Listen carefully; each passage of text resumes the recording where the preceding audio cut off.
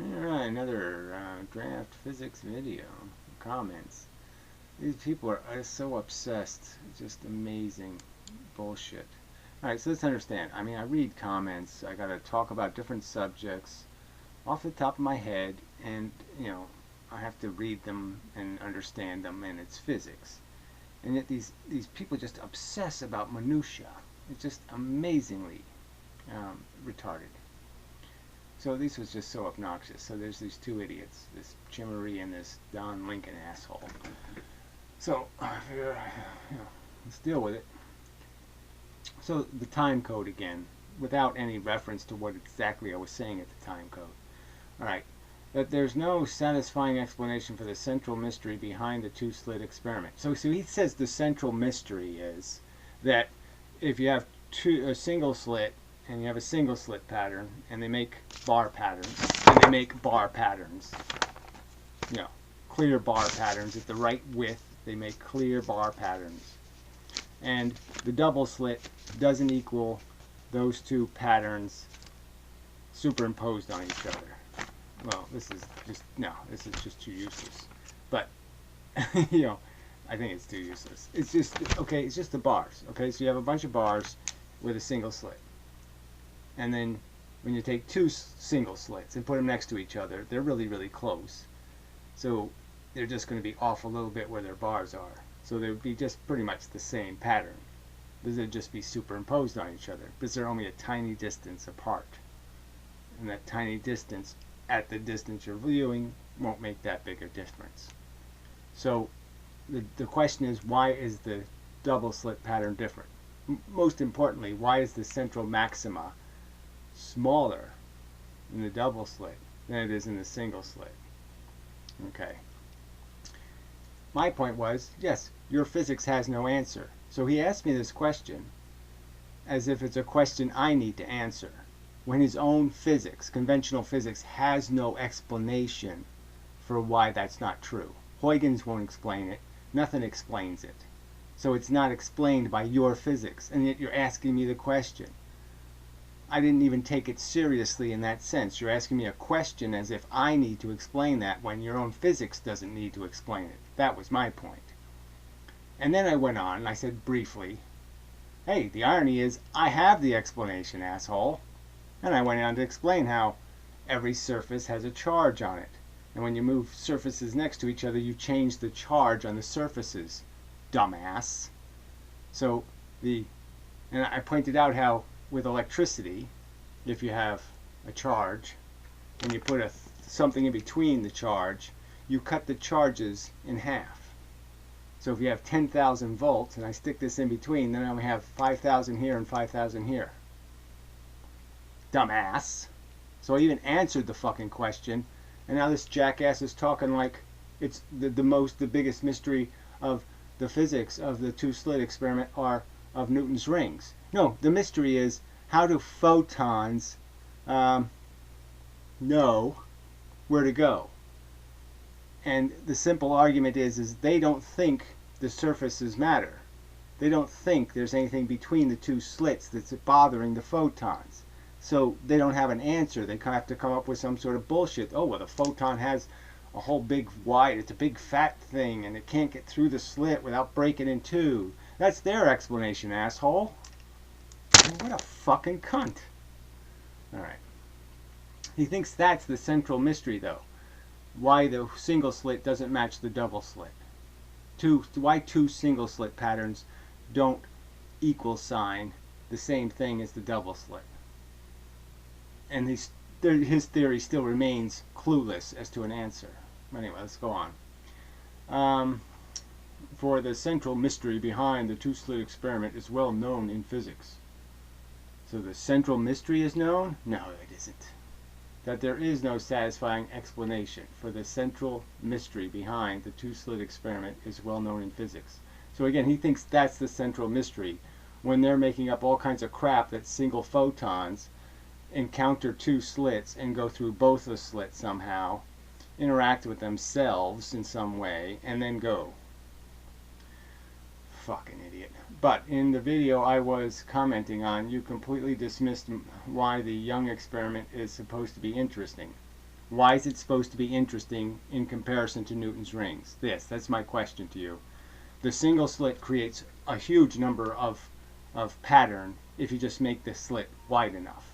They always show it with a very, very narrow slit. But if you make it wide, it makes just as elaborate a pattern as the double slit. Just as elaborate. Now, I mean, except for the bars being inside of another pattern, it can have just as many bars in it. Just as many on-offs as the double slit. Fact, asshole. Alright. It's supposed to be interesting. So you don't provide any reason why the Young experiment is supposed to be interesting. Why is it interesting? Nobody in Young's time, or anybody in current physics, points out that what made Young challenging was it wasn't anything like the single slit. That's not the reason. Anyway, in this video, you tactically, so again, they keep talking as this is a fucking tactic. I mean, any honest person can see I just read this tripe and I respond to it, and he calls it a tactic. I mean, you fucking piece of shit weasel.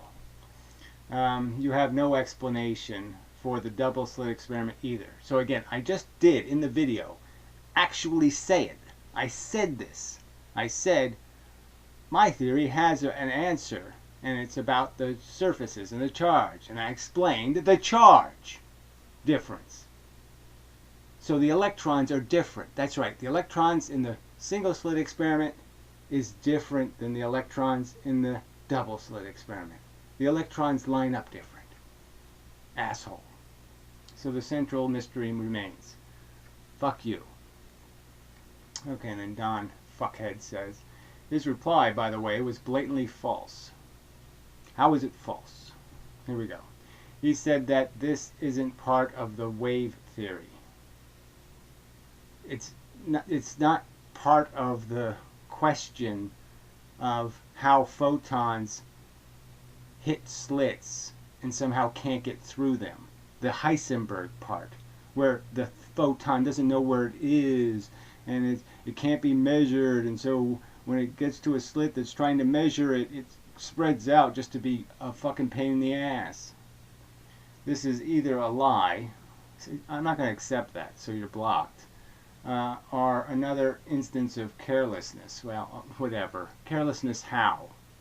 How have I been careless? I answered the fucking question, and I pointed out the obvious, which is you people are duplicitous cunts with double standards. You don't ask your own physicist to answer these questions, and you expect me to answer them.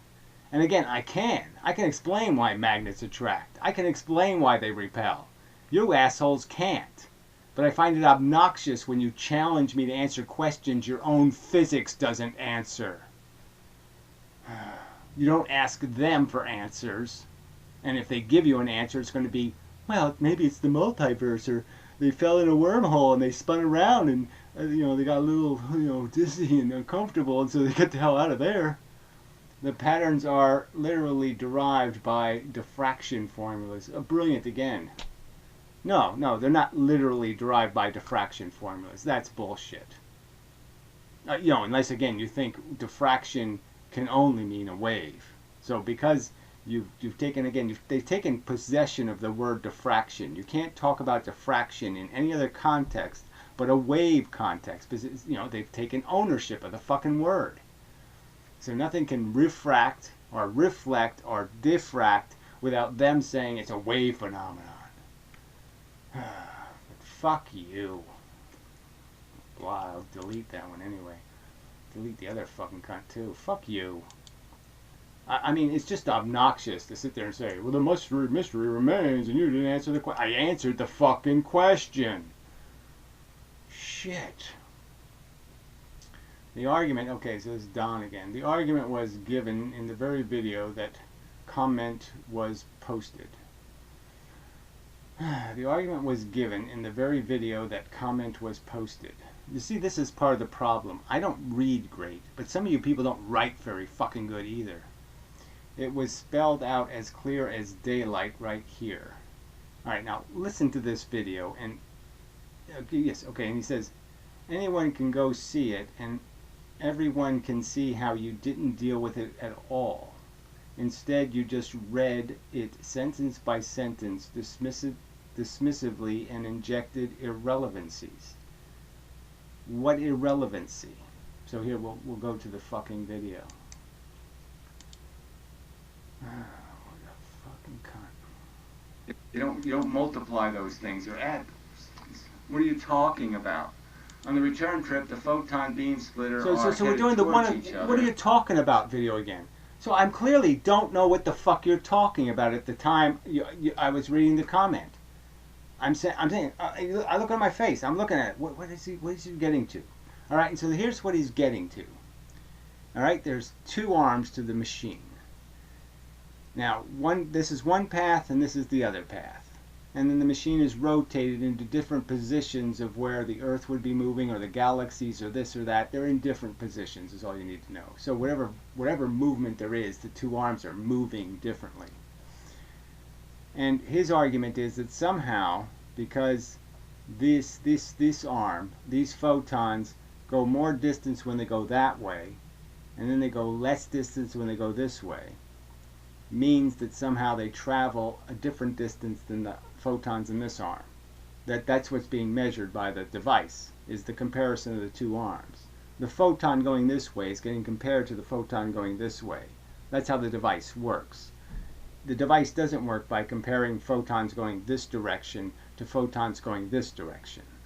So the fact that this arm has photons going this way more than has photons going, I don't know if let's see if I'm seeing on the screen here. I ought to watch the video and see. So his argument is because the photons are going this way more than they go this way, because the device is moving, that somehow that changes the phase of the photon. And my argument is that can't change the phase of the photon. They're still traveling the same amount of distance. Yes, more this way, less this way, but it's the same amount in the whole fucking arm. Is that articulate enough? Is that straight enough? This arm does not travel more distance than this arm, or less distance. The photon doesn't. Yes, it spends more time going this way than that way, but by my theory, how would that change anything? Because I don't believe in an ether. I mean, damn. Let's play some more of this. I can't believe he linked to the very thing I already played in the... I already showed this. That's like a contraction of distance, but because the two things are headed towards each other, that makes a short time. Yes, so what?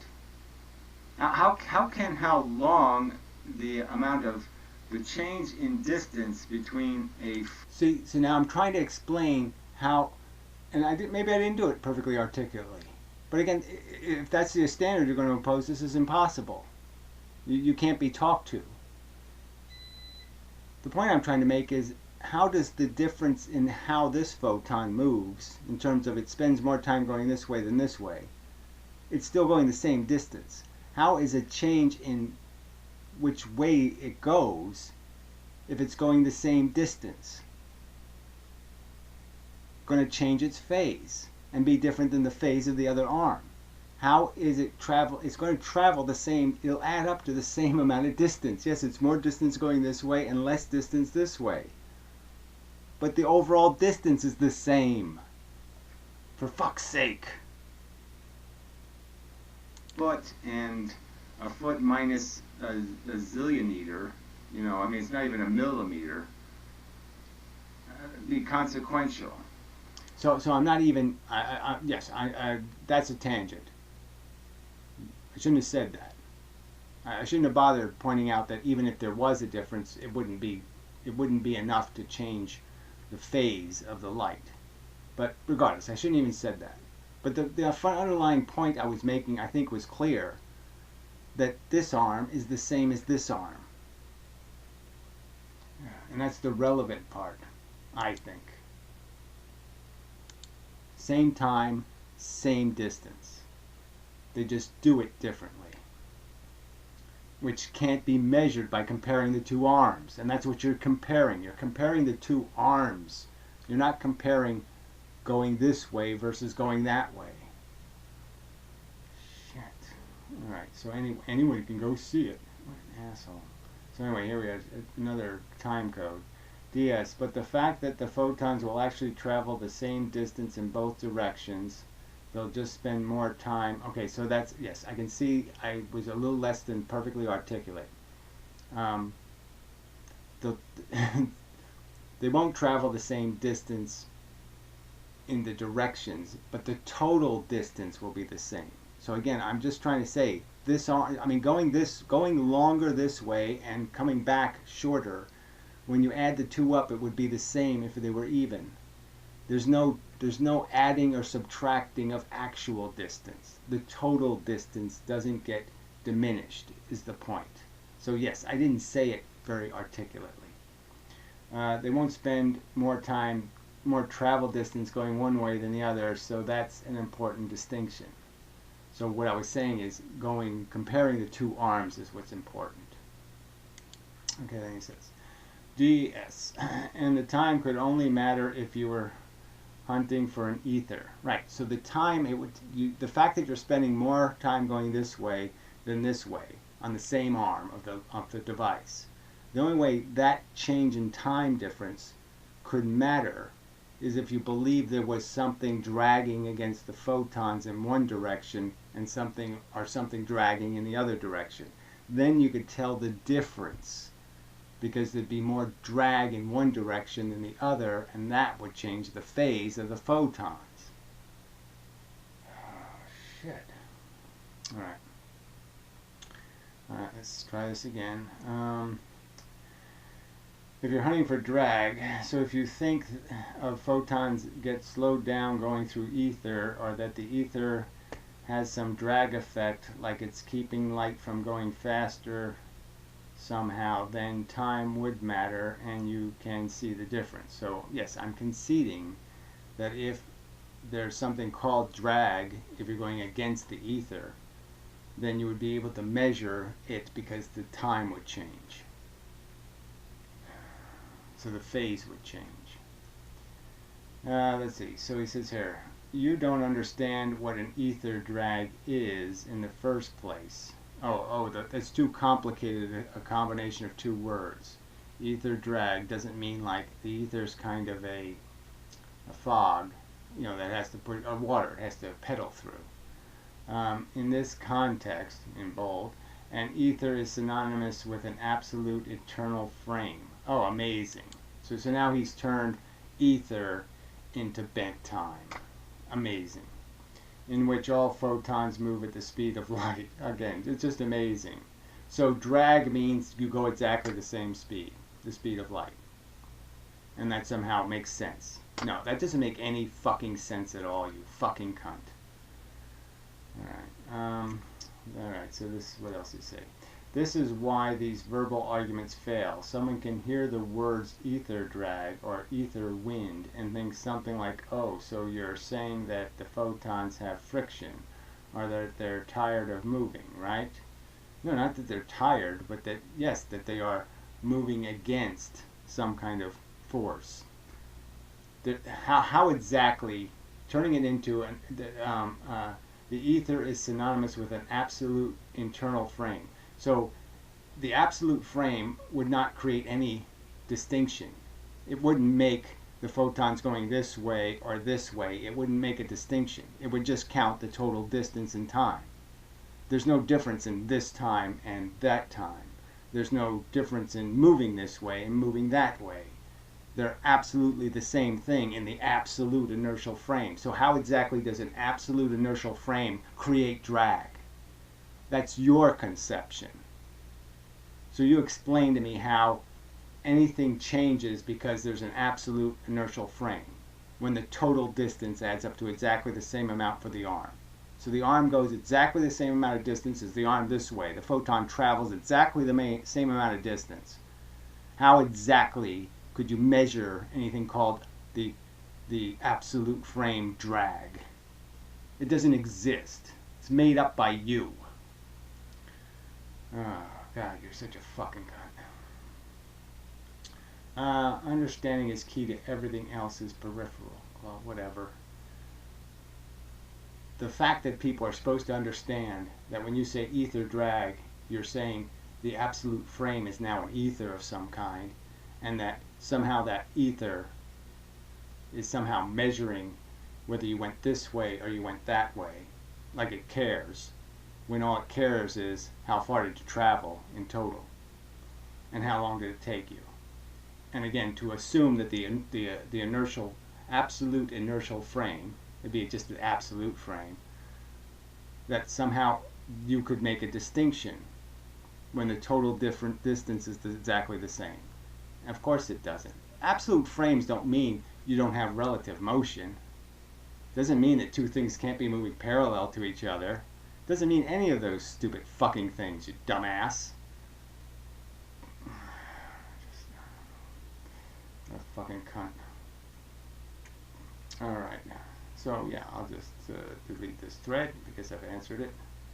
And I mean, to post a link again to the video where I demonstrate nothing, but I'm having difficulty understanding how you can tell that this arm is different than this arm when the distance is exactly the same. Alright, and there's a whole nother pile of crap. I don't know who's JS. I said that the argument was made to be simple as possible. I didn't say that everything about the interferometer is as simple as possible. So I'm just going to keep going over this shit. DS. Well, anyway, the part you're talking about is not simple. Understanding, calculating even, appreciating all the fact that the photon can't be pushed by the mirror or pulled by a mirror. So wherever it leaves from, it leaves automatically at the speed of light, not any faster. So it doesn't matter whether the mirror is moving, it doesn't change the starting point for a photon. So that's one thing you have to understand. I'm just saying there are mechanisms to this that make it a little more complicated, and then you have to understand when it's getting received, it's the same fact. It isn't, nothing slows down because both things are moving. Yes, okay. I was going to say that that DraftScience is evading the point. What point am I fucking evading? Your made-up notion that somehow an absolute frame means you can tell the difference between going this way and this way by comparing the total difference, the total distance, which is exactly the same, to this total distance. That somehow, when you did exactly the same distance over here, and you did exactly the same distance over here, that somehow you can tell that it spent more time going one way than another way in an absolute frame. And there's absolutely no reason to think so. Absolutely no reason to think so. Okay.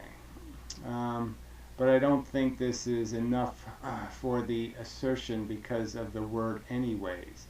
But I will still leave the text justifying why he was misrepresenting what I said in the previous videos. I still say you're a fucking anal cunt to think I misrepresented anything besides being confused by what you were asking, asshole. If you're going to call that a misrepresentation because I didn't quite get what you were talking about, fuck you.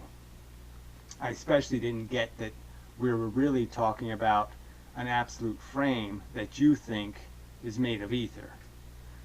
At the start of the video, Michelson interferometer, he said, so anyway, someone left a comment saying, look, it's really simple. No, it's not really simple. So again, he's obsessing because I took the words, the phrase, it's really simple, and he might have been talking about one specific component even. And would it have mattered? I just took the phrase. Look, there's just nothing about a conversation about the Michelson interferometer that's really simple. Not one part of it is really simple. No, it's not really simple. I mean, even the idea of producing light that's in phase hasn't been explored.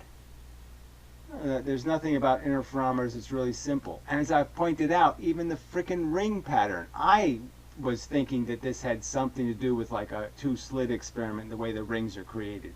But it actually has nothing to do with diffraction.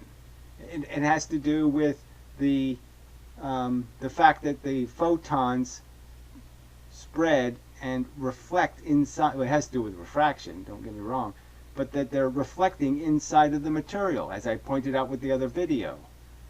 And I never thought of that as a solution. The things that light gets trapped inside of materials, and then it bounces back and forth, and in doing that can leave at any one of those points, depending on how far it reflects inside. It could leave the first time, it could leave the third time, it could leave the fifth time. Anyway, in the second 2 video at 11:47, the same thing as this phase shift, depending on how thick the glass is, that's going to equal a phase shift.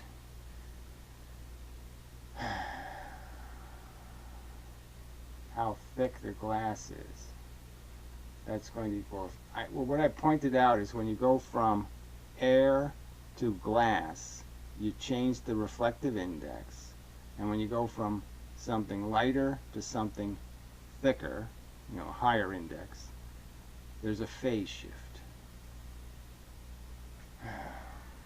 Not explained phase shift. And I attempted to give an explanation, which was the light doesn't reflect, it takes a U-turn. U-turns require time, and that's why there's a phase shift. So like I said in the last video, there's nothing, this guy said this is so simple. There's nothing simple about these machines. So again, he's going to keep obsessing because he used the word simple to describe what he thinks is simple. So he thinks it's a simple idea that ether drag is really absolute frame drag somehow. Somehow that's a simple equal sign. Everybody should know that, oh yeah, every time you talk about an ether, you're really talking about the absolute frame. And that when Maxwell was talking about ether, he really meant an absolute frame. Because that's what ether is. It's just absolute frameness. When everybody, I think, knows that ether is used as a mechanism from which you can kind of extract energy. You don't have to put energy in to get energy out. The ether will give it to you. In the case of things like magnetism, which is going to be my next video. It will be on the subject of this, as I stated in the video here. Bent space and quantum mechanics, in a sense, ether theory. So fields, magnetic and electric fields, and bent space don't account for energy, because they're really not about perturbation of something through the field. It's not like the magnet produces something, pokes the field with some kind of energy, and then the field migrates it across to the other magnet. Now that would be one explanation, but you'd still have to explain the energy that poked the ether, and it's not explained by their theory.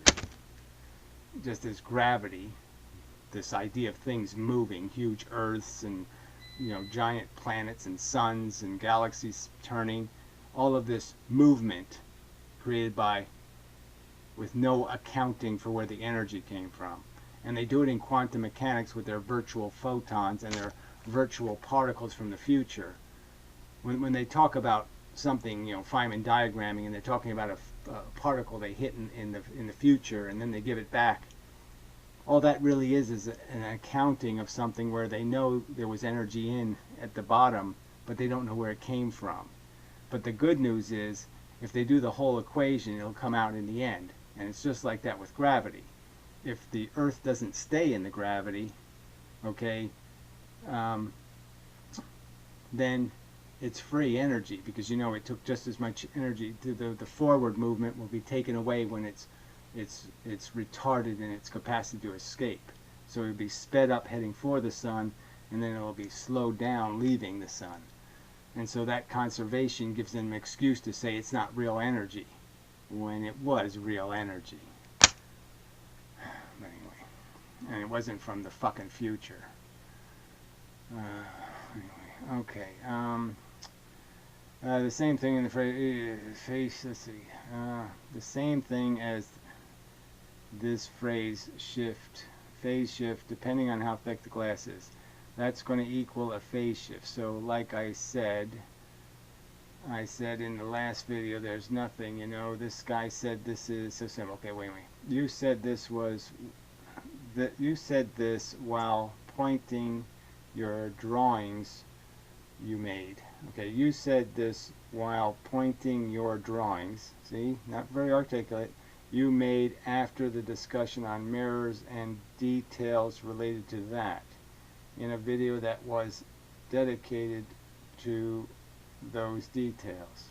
So again, these are people making arguments about physics, and you're not providing me with any drawings. You're not providing me with a background diagram even. You don't even link to a Wikipedia page with a background diagram and talk about that and say, look, this is what I'm talking about. You don't give me anything, okay? But I would argue not necessarily perfectly articulate sentences.